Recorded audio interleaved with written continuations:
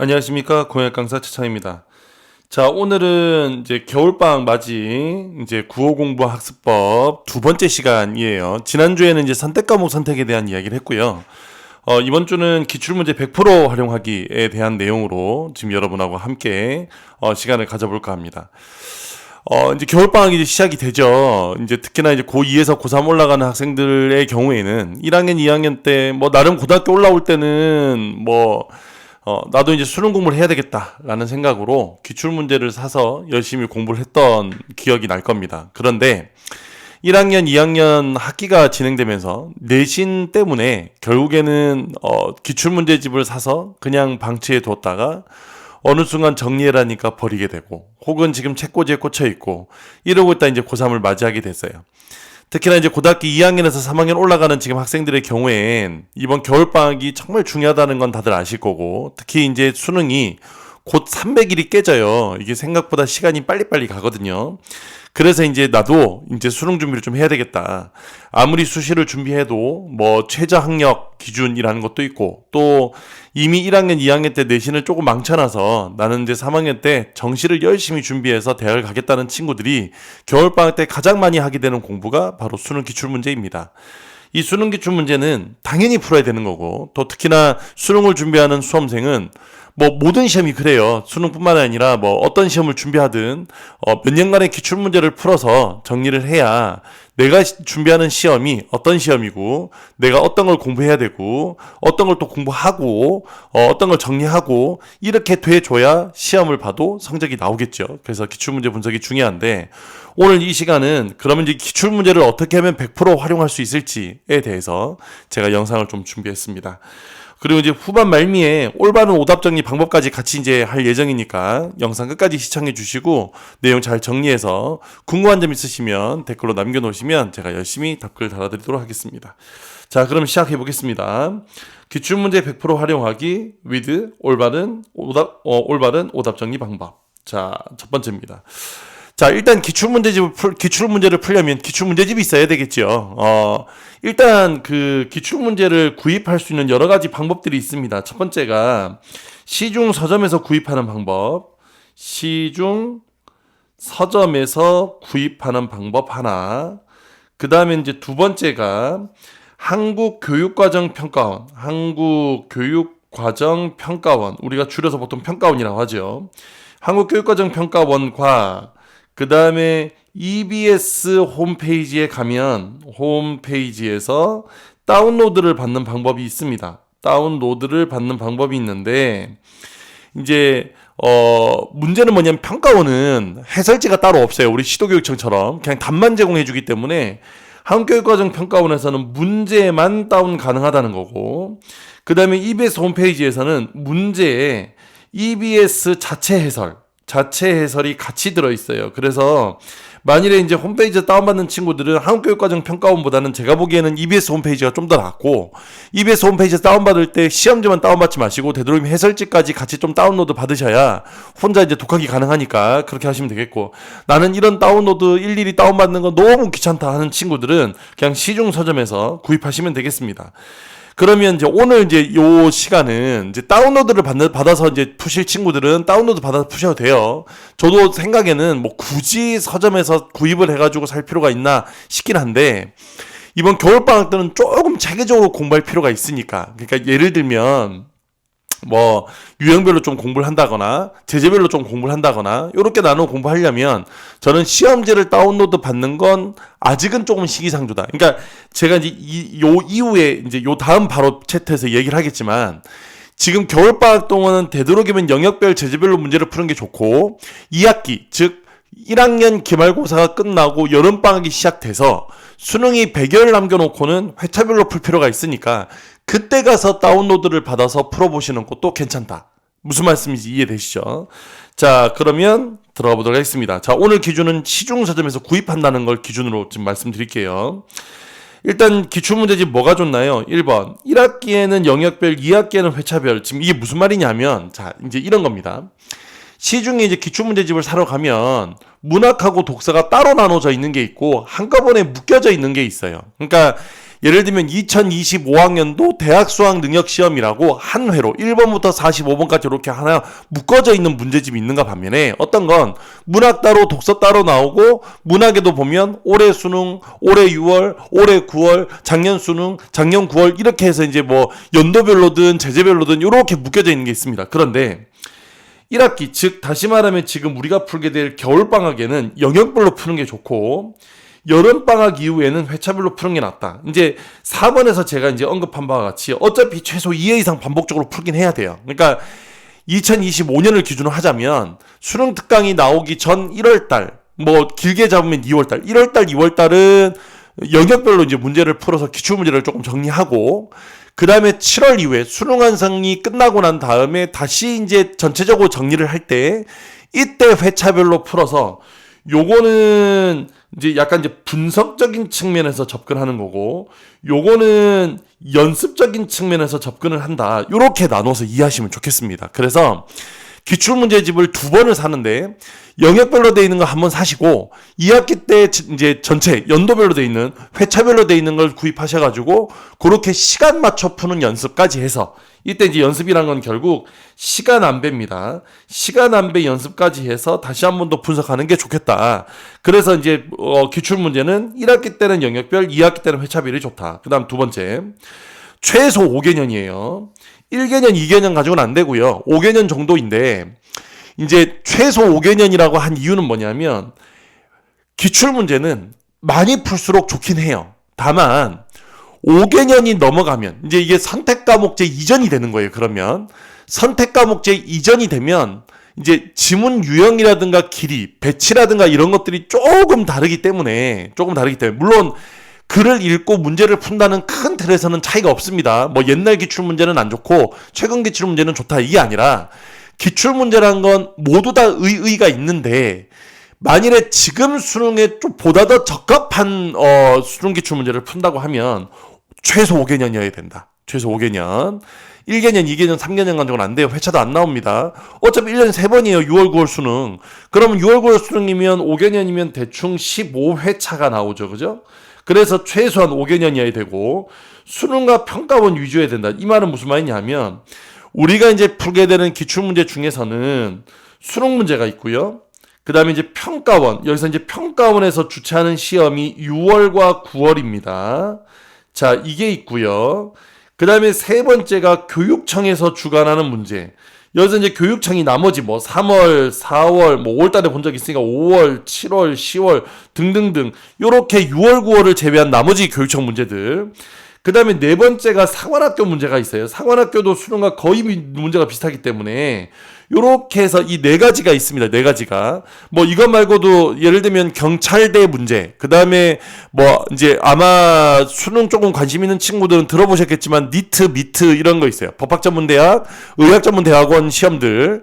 거기서 이제 언어 추론 문제 요런 것들이 있는데 우리가 흔히 수능 기출이라고 하면 요 네 가지를 이야기하는 거고 나머지 거들은 조금 성격이 다르죠. 여기에 뭐 경찰대는 지금 넣을 수 있겠네요. 최근엔 조금 유형 바뀌었으니까. 그래서 요렇게 정도이고 여기는 이 지문을 풀 때 이 중에서 수능과 평가원은 무조건 요 위주로 문제를 푼다는 거예요. 그러면 교육청이나 상관학교, 뭐 경찰대, 니트, 미트 문제는 풀지 않나요? 요건 나중 문제입니다. 그러니까 자 예를 들어 볼게요. 예를 들어서 기출문제집을 샀는데 그 기출문제집에 보면 각 지문마다 위에 연도가 적혀 있습니다. 예를 들어 2023이라고 적혀 있어요. 그러면 2023 3이라고 적혀 있는 건 3월 달이란 말이죠. 그러면 그건 평가원에서 낸 게 아니라 교육청에서 출제한 문제입니다. 그러면 이런 문제의 경우에는 교육청 기출이기 때문에 지금 당장 풀기보다는 나중에 풀어본다. 그러니까 기출 문제에서 수능과 평가원 위주로 먼저 풀고 얘를 우선해서 풀고 얘를 나중에 푼다는 느낌으로 보시면 좋겠습니다. 지금 내 말 이해되셨죠?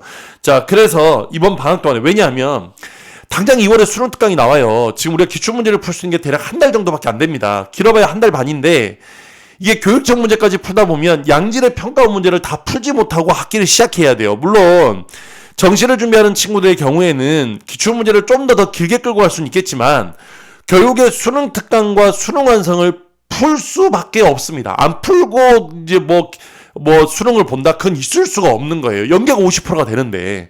그렇기 때문에 수능 특강과 수능 완성을 풀어야 되기 때문에 이 기출문제를 최대한 효율적으로 풀려면 일단 교육청 문제보다는 되도록이면 평가원 문제 위주로 먼저 풀어주는 게 좋다. 지금 제 말씀 이해되시죠? 자, 그 다음에 지문 분석 해설이 있는 해설지가 독학에 유리. 이 말이 무슨 말이냐면 해설지를 보시는데 내가 해설지를 봤어요. 이제 서점에 가서 이제 기출문제집을 내가 이제 살 겁니다.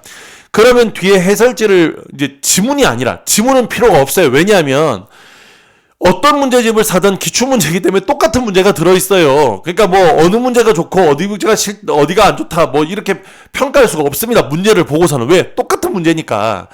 다만 해설지가 개인 취향에 맞아야 돼요. 그렇기 때문에 기출문제는 가장 중요한 게 해설지입니다. 해설은 상세하고 아주 자세하게 분석될수록 좋은 거예요. 그렇기 때문에 해설지 보시고 충분히 내가 읽어보고 그게 이렇게 돼서 이렇게 정답이 되는구나 라는 해설이 이해가 되시는 해설의 문제집을 고르시는 게 제가 추천드립니다. 그러니까 해설지를 보고 무조건 여기서 교재를 선택을 하시라. 교재 선택을 했으면 좋겠다. 너무 단순하게 적혀 있거나 3번은 그냥 틀린 거야 이렇게 적혀 있는 그런 해설지는 별로 바람직하지 않습니다. 자, 그 다음에 최소 2회 이상 반복적으로 분석한다는 건 1학기 때 한 번, 2학기 때 한 번, 2번 정도 분석하는데 요 분석에 대한 방법은 제가 잠시 뒤에 다시 설명드리겠습니다. 자, 그럼 다음으로 넘어갈게요. 자, 두 번째입니다. 그러면 기출문제집은 뭐가 좋나요? 자, 이제 기출문제집을 제가 예를 들어서 지금 4가지를 가져왔어요. 이제 학생들이, 물론 뭐 공식적으로 뭐 서점에다 제가 일일이 조사를 해서 혹은 뭐 무슨 출판업체에다 일일이 조사해서 한 건 아니지만 제 경험적으로 독학재수 학원에 이제 저도 있는 학원이 어제 독학을 기반으로 하고 있는 재수학원에서 머물고 있고 또 고3을 지금 현재 올해로 대략 한 18년 정도 가르치고 있는데 이제 곧 19년 차가 되네요. 19년을 가르치고 있는데 이렇게 가르치면서 아이들이 가장 많이 보는 기출문제집이 뭐냐 그러면 지금 요 4가지 종류입니다. 마더텅 수능 기출문제집. 이제 우리가 이제 얘를 뭐라고 하냐면 검더텅이라 그래요. 검은색 표지의 교재가 있어요. 자, 이게 이제 제가 빨간색 교재는 말씀을 안 드리는 이유가 뭐냐면 빨간색 교재는 회차별로 되어 있는 거예요. 아까 제가 서두에 뭐라고 말씀드렸죠? 빨간색으로 되어 있는 회차별 기출문제집은 1학기 겨울방학에 푸는 게 아니라 언제 푼다? 여름방학 이후에 푸는 게 좋다. 선생님, 저 벌써 이미 빨간 거 구입했는데요. 혹은 작년에 빨간 거 구입한 거 거의 새 거라서 이거 풀려고 했는데요. 푸셔도 돼요. 자, 다시 한 번 더.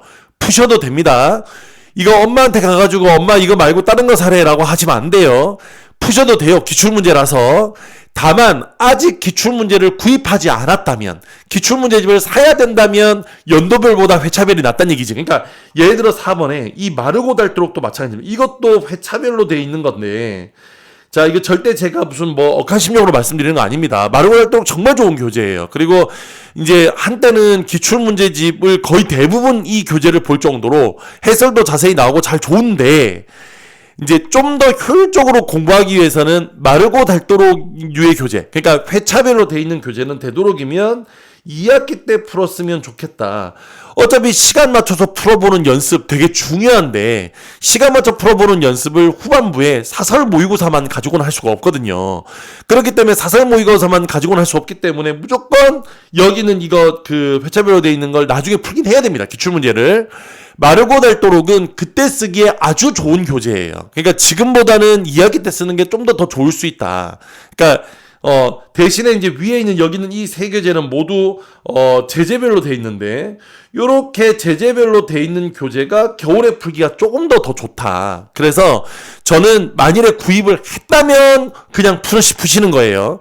구입을 한 친구들은 그냥 푸시면 좋습니다. 하지만 구입을 하지 않았다면 이 교재보다는 요런 교재가 더 낫다라고 말씀을 드리는 거예요. 그리고 여기는 이 마더텅 수능기출 문제집, 자이스토리 수능대비 실전, 매산문 매산비 다 좋은 교재입니다. 이게 제가 지금부터 장단점을 조금 설명해 드릴 테니까 요거에 맞춰서 여러분들이 구입하시면 좋을 것 같아요. 이것 이외에도 나머지 기출문제 많습니다. 뭐 나 없이 기출 풀지 마라, 뭐 홀수, 뭐 여러 가지 기출문제들이 많습니다. 뭐 EBS에도 수능기출의 미래 뭐 이렇게 나오죠. 다 좋은 교재들입니다. 가장 많이 보는 교재를 제가 지금 그냥 그 임의적으로 묶은 거기 때문에 절대 뭐 광고를 하거나 그런 거 아닙니다. 예, 그거 잘 이해하시면서. 마더텅 수능 기출 문제집은 하고 자이스토리 여기는 이 두 교재 가장 큰 차이점은 얘는 이제 지문의 구성이 어떠냐에 따라서 나눠져 있고 얘는 지문의 주제가 어떠냐에 따라 나눠져 있어요. 예를 들어 문학의 경우에 마더텅 같은 경우에는 시 하나가 들어있는 지문, 시 두 개가 들어있는 지문, 시 세 개가 들어있는 지문, 혹은 시 두 개와 수필이 들어있는 지문, 요렇게 목차가 나눠져 있어요. 뭐 현대소설이 들어있는 지문, 현대소설의 극이 결합된 지문, 현대소설과 고전설이 결합된 지문, 고전설 단독 지문, 뭐 시하고 수필이 결합되어 있는 지문, 요렇게 지문 구성이 어떠냐에 따라서 회차별로 그 고에 따라서 나눠져 들어가 있다. 반대로 자이스토리는 그리움에 대한 시, 뭐 이별에 대한 시, 요렇게 주제별로 되어 있기 때문에 만일에 이제 지문 구성에 따른 공부, 예를 들어 시가 하나 나올 때, 두 개 나올 때, 세 개 나올 때, 시가 수필과 묶여 나올 때, 시가 소설과 묶여 나올 때, 이럴 때 각각 내가 어떻게 대처하면 좋을지에 대한 연습이 필요하다면 마더텅이 훨씬 더 나은 교재고요. 만일에 나는 좀 이렇게 같은 주제끼리 묶여져 있는 작품들을 좀 보면서 주제 파악하는 연습을 좀 해야 되겠다라고 하면 자이스토리가 훨씬 더 좋은 교재입니다. 지금 제가 다시 구분해 드릴게요. 나는 이제 읽어서 내용 파악은 되는데 이제 시간 안배 혹은 문제 유형, 지문 구성에 따른 방식을 연습하고 싶다라고 하면 마더텅이고, 나는 주제별로 묶여 있어서 주제별로 조금 읽어보기 편하다라고 하면 자이스토리입니다. 비문학은 두 개가 거의 똑같아요. 둘 다 거의 주제별로 돼 있어요. 문학에서 크게 차이가 납니다. 그래서 여기는 이 두 교재를 각각 내 목적에 맞춰서 교재를 구입하시면 돼요. 나는 시의 주제 파악이 좀 덜 되는 것 같아 라고 하면 비슷한 주제가 묶여져 있는 자이스토리를 가지고 계속 똑같이 연습을 한번 해보시는 거고, 만일에 나는 그게 아니라 지문 구성, 예를 들어 시가 하나 걸릴 때 몇 분, 시가 두 개 있을 때 몇 분, 이렇게 해서 시간 안배도 좀 하고 지문 구성, 문제풀이 순서 이런 것들을 좀 연습할 필요가 있겠다는 친구들은 마더텅을 구입하시는 게 좋습니다. 그런데 그럼 메산비 메산문은 어떻게 돼 있냐? 메산비 메산문은 주제별 아니에요. 그냥 제재만 따로 빼놨을 뿐 뭐 주제나 구성이 같은 것끼리 묶어놓은 게 아니라 임의적으로 쭉 배열해 놓고 요거를 각각 일자별로 세 지문씩 끊어놨어요. 그러니까 얘는 내가 따로 학습 계획을 잘 못 세우겠다. 그러니까 매일매일 세 지문씩 따박따박 문제 풀고 정리하고 하는 게 잘 안 된다. 이게 막 어떤 날은 한 지문 풀고 어떤 날은 두 지문 풀고 이 약속이 잘 안 지켜진다는 친구들은 메산비 메산부는 그렇게 구성되어 있으니까 한 회차씩 끊어서 푸시면 됩니다. 그냥. 그러면 매일매일 세 지문씩. 그러니까 제목이 매일 세 지문 푸는 비문학, 매일 세 지문 푸는 문학이에요. 그래서 나는 계획성이 좀 떨어진다는 친구들은 메산비 메산문으로, 나는 계획을 잘 세워서 매일매일 적당한 양, 예를 들어 오늘은 구호공부를 좀 더 많이 해 세 지문, 오늘 구호공부를 좀 적게 해 두 지문, 이렇게 해서 내 나름대로 계획을 잘 세우고 그 계획 안에 들어갈 수 있는 건 여긴 이제 요 앞에 있는 두 권의 교재. 해설은 여기는 이 교재 둘의 해설이 좀 더 많아요. 여기는 이 해설이 조금 적습니다. 조금 부족하긴 합니다. 이런 것도 참고하셔서 교재를 구입하셨으면 좋겠습니다. 이건 다 개인 취향입니다. 그래서 메산비 메산문은 교재가 조금 얇고요. 마더텅이나 자이스토리는 교재가 너무 두꺼워요. 그래서 휴대성은 오히려 해설이 적기 때문에 휴대성은 메산비 메산문이 훨씬 더 좋다. 대신에 얘는 휴대성이 조금 떨어진다. 너무 교재가 두꺼워서 휴대성이 좀 떨어진다. 이런 장단점들이 있으니까 이런 장단점들 잘 보시고 서점 가서 해설 한번 읽어보시고 마음에 든다 하는 교재 사시면 좋겠습니다. 물론 아까 서두에도 말씀드렸던 것처럼 이거 말고도 다른 교재들 많아요. 그 교재들 중에서 해설이 마음에 든다? 그 교재 사셔도 됩니다. 자, 그러면 기출문제 분석은 어떻게 하죠? 자, 기출문제 분석은 문학과 독서로 둘로 나누면 지금 이 표 잘 보시면요. 문학은 지문보다 선택지가 중요해요. 독서는 선택지보다 지문이 중요해요. 자, 이게 왜 그러냐면, 자, 이유를 한번 들어보세요. 김소월이라는 작가가 있어요. 진달래꽃이라는 시를 썼습니다. 1920년대 후반에. 그 진달래꽃이라는 시를 쓸 때 100년 뒤에 수능에 나올 걸 감안해서 그 시를 쓴 게 아니에요. 지금 내 말이 무슨 말인지 이랬죠. 김유정의 동백꽃이라는 소설을 쓰는데 이 동백꽃이라는 소설을 쓴 김유정이 100년 뒤에 이것이 교과서에 실리고 학교에 내신에 나오고 수능에 나온다고 생각하고 이 소설을 쓴 게 아닙니다. 그 말은 무슨 말이냐면 지문에는 출제자의 의도라는 게 들어갈 수가 없어요. 이 지문은 출제자가 쓴 게 아니라 작가가 쓴 겁니다. 그 지문을 가지고 오고 문제를 만들 때 출제자의 의도가 들어가는 거예요. 그렇기 때문에 문학은 지문보다 선택지 분석이 매우 매우 매우 중요합니다. 왜? 그 선택지의 말들이 결국 다 이 지문을 어떻게 읽었어야 한다라는 출제자의 의도거든요. 그렇기 때문에 기출문제를 분석할 때 뭐 문학 작품을 무슨 학교 내신 공부하듯이 따박따박 해설지 보고 옮겨 적어서 혹은 잡서 보고 옮겨 적어가지고 정리하는 친구들이 있습니다. 그 지문 다시 안 나옵니다. 최근 5개년 나왔던 지문들은 다시 나오지 않아요. 그렇기 때문에 이 지문에 대한 상세한 분석은 필요가 없다. 그래서 선택지 정리가 매우 중요하기 때문에 1번부터 5번까지의 모든 선택지를 다 확인해야 됩니다. 반대로 독서는 이 지문은 어디 있는 책에서 어디 있는 논문에서 가져온 게 아닙니다. 출제자가 이런 주제로 글을 써야지라고 생각하며 글을 쓰면서 이미 글을 쓸 때 어떤 걸 문제로 내겠다라는 문제 출제의 의도가 들어가게 되는 거예요. 그래서 지문이 길기도 하고 짧기도 하고 중간에 뭔가 응성한 것 같기도 하면서 되게 촘촘한 것 같기도 하고 정보가 안 나오다가 정보가 쏟아지기도 하고 이런 것들은 왜 그러냐면 문제를 출제하려다 보니 지문을 그렇게 쓰는 거거든요. 그래서 사실 선택지는 이제 뭐 물론 선택지를 분석 오답 정리는 중요합니다. 중요하지 않다는 얘기가 아니에요. 하지만 어차피 지문이 잘 이해가 됐다면 그 지문이 정확히 잘 분석이 됐다면 선택지에 대한 분석은 그렇게까지 필요가 없다. 그래서 얘는 지문 분석이 훨씬 더 중요하다. 지문만 잘 이해되면 문제 다 풀려요. 지문이 이해되지 않았기 때문에 문제가 안 풀리는 거거든요. 이거 다 공감하시죠? 그죠? 그래서 지문 구조에 대한 분석 및 요약 정리가 필요한데 자 이제 요거를 상세하게 설명드리겠습니다. 자 그러면 기출 분석하면 가장 많이 하는 게 이제 독서 기출 분석이니까 독서부터 먼저 설명을 좀 드리도록 하겠습니다. 제가 이제 재종반에서 근무하다 보면 가장 많이 듣는 얘기 중에 하나가 선생님 저 기출 분석하고 이제 제대로 하고 있는 거 맞나요? 이렇게 하는 게 맞아요? 이거 제대로 하고 있는지 잘 모르겠어요. 사실 일단 먼저 답부터 말씀드리면 정답은 없다입니다. 이게 뭐 제대로 하고 말고 할 게 없어요. 공부는 자기가 하는 거잖아요. 그죠? 그렇기 때문에 뭐 본인이 한번 해보고 이게 이제 내가 나름대로 분석이 잘 되고 있고 내용이 잘 이해되고 유형이 잘 정리되고 있다면 그게 맞는 방법입니다. 맞는 방법 이제 이사에 맞는 방법은 없어요. 다만 이제 기준들이 있어야 되잖아요. 어디까지 분석할 것인가, 어떻게 하면 조금 더 효율적인가에 대한 기준은 있으니까 제가 지금부터 그 기준을 좀 설명 좀 드리도록 하겠습니다. 자, 이 독서는 처음에 이제 지문이 있고 문제가 있죠. 그러면 이 지문이 있고 문제가 있으면 여기는 이 지문과 문제를 어떻게 푸느냐? 일단 첫 번째, 첫 문단 또는 두 번째 문단까지 읽고 내용을 예상해 보는 겁니다. 대체적으로 아이들은 글을 읽고 나면 자기가 읽은 내용이 뭔지 잘 몰라요. 이 글의 핵심 내용, 이 글에서 무슨 이야기를 하고 있는지 잘 모릅니다. 이 첫 문단이나 혹은 이제 두 번째 문단이라고 했는데 첫 문단, 주로 첫 문단인데 이 첫 문단에서의 주 역할은 뭐냐? 결국에 여기는 이 지문을 통해서 이야기하려는 바가 뭐고 어떤 구조와 어떤 내용의 글을 쓰겠다 하는 게 이 첫 문단 내용이에요. 그래서 여기는 이 첫 문단을 읽고 나면 전체적인 글이 예상이 돼야 됩니다. 어떤 식으로 전개가 되고 어떤 식으로 흘러갈 거다. 이게 이제 연습이 되고 나면 시험 현장에서도 첫 문단을 보자마자 여기 이제 가장 원초적인 거. 이 지문을 읽어야 되겠다 말아야 되겠다가 판단이 돼요.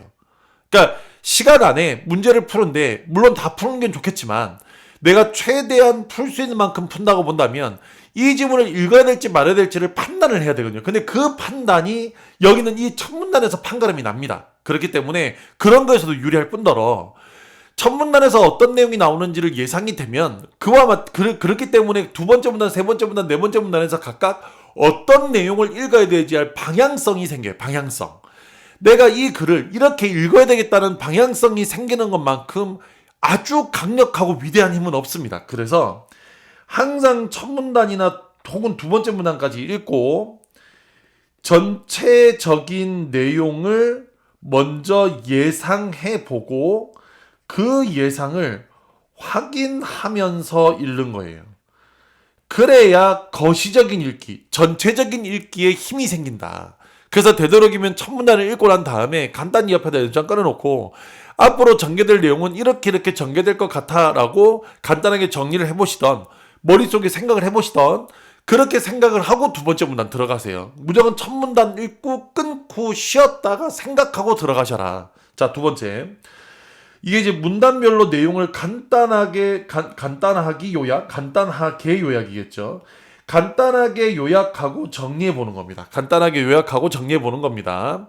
그러니까 이제 문단별로 요약하고 정리한다는 건 보통 이제 기출문제집을 사면 뒤에 넘겨보면 그 문단의 각각 중심 내용이 어떤 내용이었고 어떤 내용이 들어있어 하는 것들이 다 적혀 있어요. 그렇기 때문에 그렇게 적혀 있는 내용들을 가지고 내가 제대로 요약했는지를 확인하는데 더 중요한 건 이렇게 요약 정리한 내용이 결국 문제에 출제가 돼 있어야 되겠죠. 그죠?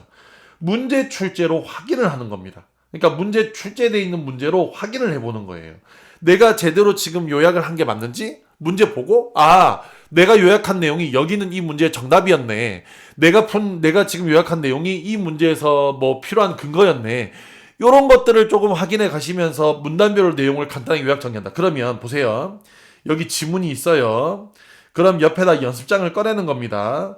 그러면 어떻게 하냐면 첫 문단 있죠? 이 첫 문단 읽고 난 다음에 먼저 예상을 해보는 거예요. 이렇게 예상을 하고 나머지 내용들 있죠? 요거를 여기다가 1문단은 어떤 내용이었어? 2문단은 어떤 내용이었어? 3문단은 어떤 내용이었어? 간단히 정리한 다음에 이걸 문제에서 확인하는 거예요. 순서가. 그래야 내가 제대로 분석했는지 알 수 있습니다. 그러면 여기서 간단하게 요약하고 정리하는 건 마치 사탐과 탐의 노트 정리한다는 느낌으로 이해가 됐죠? 그렇게 해서 정리하여 연습장에 적어놓고 문제를 풀어서 그것이 들어가 있는지 확인해 보는 겁니다. 그 다음 문장별로 하나하나 씹어가면서 분석해 보세요. 특히나 주어나 서술어를 찾아가면서 문장이 이렇게 있지요. 얘가 주어예요. 얘가 서술어예요. 여기는 주어는 얘가 얘를 꾸며줘요. 이 앞에 말들은 서술어를 꾸며줘요. 그래서 이 문장이 무슨 내용인지 이해해 보는 겁니다. 한 줄 한 줄 왜 그 문장이 쓰였고 그 문장의 내용이 뭔지를 곱씹어 가면서 문장을 분석해 보는 겁니다. 그렇기 때문에 이 기출 분석할 때는 시간 제한을 두시면 안 돼요. 지금은 시간 제한이 중요해. 시간 안에 문제를 푸는 게 중요한 게 아니라 얼만큼 내가 정확하고 확실하게 독해내느냐가 더 중요한 거예요. 지금 제 말씀이 이해가 되셨죠? 그렇기 때문에 시간에 맞춰서 문제를 풀기보다는 꼼꼼하게 한 문장 한 문장 뜯어보는 연습. 그래서 이해가 잘 안 되는 어휘, 구절은 반드시 사전으로 찾아보는 겁니다. 이게 이제 영어는 잘 모르는 단어 나오면 형광펜 칠하고 난 다음에 찾아보죠. 국어는 사전 안 찾아봐요. 내가 다 한다고 생각해요. 근데 막상 이 단어 뜻 뭐야 그러면 몰라요. 그러니까 대충 문장과 문장의 뉘앙스로 판단하고 넘어갑니다. 그렇기 때문에 같은 단어가 다른 문장에 쓰였을 때 응용이 안 돼서 문장이 이해가 안 되는 거예요. 문장이 이해가 안 되니까 문단이 이해가 안 되죠. 문단이 이해가 안 되니까 당연히 이해가 안 되는 겁니다. 그렇기 때문에 되도록이면 모르는 어휘는 사전으로 찾아보는 습관, 이거 되게 중요합니다. 사전으로 꼭 찾아보세요. 특히 어휘 문제를 꼭 틀려 하는 친구들은 더더욱더 사전 찾기 연습 많이 하셔야 됩니다. 이해가 됐죠? 자, 그 다음에 마지막으로 이 비문학에서 가장 중요한 게 배경식이에요. 뭐 어떤 인강 선생님들은 배경식 없이도 독해할 수 있다. 독해 방법만 알면, 원리만 알면 다 할 수 있다. 그런데 말이죠. 독해 방법과 원리를 아는데 배경 지식까지 있으면 좋아요. 무슨 말씀인지 이해됐죠? 특히나 경제, 법, 뭐 예를 들면 뭐 과학 이런 것들은, 이런 지문들은 기본적으로 배경 지식이 밑바탕에 깔려 있으면 보다 더 잘 이해가 됩니다. 환율이 뭔지, 왜 수출과 수입이 이렇게 되는지, 예를 들어 여기서 이 법은 왜 그런지, 여기는 이 과학 원리에서 나오는 뭐 압력이네 뭐네 하는 이런 것들은 뭔지, 이런 것들을 기본적으로 알고 있으면 내가 선택한 탐구 과목이 국어의 비문학으로 나올 때 쉬워지는 것처럼, 무슨 말인지 알겠죠? 그래서 배경식을 쌓아준 게 좋다. 그래서 독서는 다시 한번 정리하면 예상하고 지문 읽으면서 내용 분석하고 이 분석한 내용들이 문제에 있는지 확인한다. 되도록이면 모르는 어휘는 사전으로 반드시 찾아보고 기출을 통해서 배경식을 쌓는다. 이해가 됐죠? 이렇게 해주시면 좋겠습니다. 자, 그 다음 문학 기출 분석할게요. 문학은 아까 말씀드렸던 것처럼 지문 분석은 중요하지 않습니다. 시는 주제 정도만, 소설은 인물관계 정도만 간단하게 정리해보고 넘어가는 거예요. 그러니까 아예 분석을 하지 말라는 얘기가 아니라 이 시의 주제가 뭔지, 이 소설의 인물관계는 어떻게 되는지, 누구랑 갈등하고 뭐 때문에 갈등하는지, 요 정도는 이제 여러분들이 하셔야 됩니다. 그래서 요렇게 간단하게 정리해놓고, 이게 핵심이에요. 모든 선택지를 정리하세요. 1번부터 5번까지는 모든 선택지의 기준을 세워보는 겁니다. 자, 예를 들면 제가 예를 한번 들어볼게요. 예를 들어서 영탄적 어조라는 게 나왔어요. 그러면 영탄적 어조라고 나오면 영탄적 어조가 뭔지 잘 몰라요. 일단 첫 번째가 당연히 찾아봐야 되겠죠. 두 번째는 영탄적 어조라는데 시에서 뭐가 영탄적 어조인지를 못 찾아요. 영탄적 어조라는 건 이를테면 첫 번째 감탄사가 쓰였거나, 두 번째 느낌표가 있거나, 세 번째 감탄형 종결 어미를 썼거나, 감탄형 종결. 예를 들면 종결은 뭐뭐로구나, 뭐뭐리라, 뭐뭐이여 이런 걸 썼거나, 뭐뭐이여, 뭐뭐이여 이런 걸 썼거나, 아니면 네 번째 서리법을 썼거나. 이 네 가지가 기준이에요. 그러니까 그럼 이 기준을 어떻게 세우냐? 해설지를 보고 선지를 계속 분석하다 보면 일반화되는 것들이 분명히 있습니다. 무슨 말인지 알겠죠? 일반화되는 것들, 같은 말 나오는 것들, 그런 것들을 차곡차곡 보태가면 나중에 하나의 기준이 돼요. 이해가 되셨죠? 그래서 되도록이면 답의 기준을 좀 세워본다. 모르는 어휘나 개념은 반드시 찾아본다. 이거 똑같습니다. 문학이나 독서나 선지에서 모르는 말, 지문에서 모르는 말 나오면 다 찾아봐야, 찾아서 정리해야 내게 되고 다음 시험에 그 다음 시험에 나의 자산이 되는 겁니다. 그 다음에 마지막으로 틀린 선택지를 맞는 선택지로 바꿔보는 거예요. 예를 들어 고향에 대한 그림이 아니래요. 그러면 고향에 대한 그림이 아니라면 뭔지, 만약 그리움까지 맞다면 그럼 고향이 아니라 뭔지, 이렇게 정확하게 고쳐보면서 내 실력이 느는 겁니다. 그래서 문학은 최대한 선택지를 자세하게 분석하시라. 여기까지 다 이해가 되셨죠? 그렇게 해서 기출분석하는 겁니다. 자, 마지막으로 이제 올바른 오답 정리 방법입니다. 자, 그러면 이제 기출문제의 마지막은 이제 오답 정리예요. 틀린 문제를 하는데, 틀린 문제는 반드시 다시 푸세요. 채점하자마자 답 체크하지 마시고 채점을 해두고 틀린 문제는 반드시 사지선다로 생각하고 다시 풀어보는 겁니다. 그리고 난 다음에 중요한 건 이거예요. 원래 고른 답과 다시 고른 답의 근거를 찾아보는 겁니다. 지문에서. 써보는 게 제일 좋아요. 그러면 선생님 해설지는요? 해설지는 보지 마세요. 근거는 이게 그런 친구들이 있어요. 틀렸어요? 3번이래요. 그럼 해설지 읽고 그래서 3번이구나. 이게 뭐가 도움이 되죠?